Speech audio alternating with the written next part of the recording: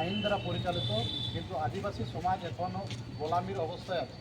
এই নিয়ে আমরা চাইছি যে আমরাও স্বাধীনতা চাই। আমাদের দাবি, এক দফায় দাবি হচ্ছে রাষ্ট্রপতিকে ডিএম মারফত রাষ্ট্রপতিকে সার্টিফিকেট প্রদান করতে হবে।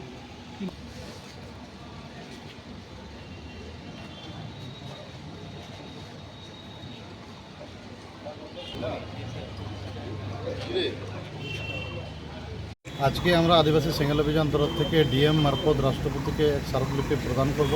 কারণ ভারতবর্ষ সংবিধান দিয়ে পরিচালিত হচ্ছে, কিন্তু আদিবাসী গ্রাম সমাজে এখন অবধি সংবিধানে আইন কানুন লাগু হয়নি।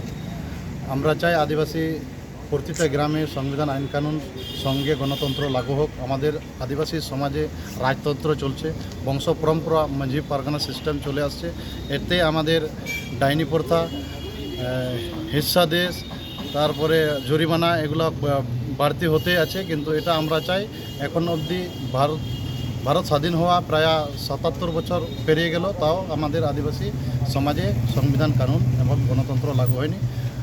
এই নিয়ে আজকে আমাদের বিশেষ করে কোন সংবিধান ভারতবর্ষ সংবিধান আইন দ্বারা পরিচালিত, কিন্তু আদিবাসী সমাজ এখনও গোলামির অবস্থায় আছে।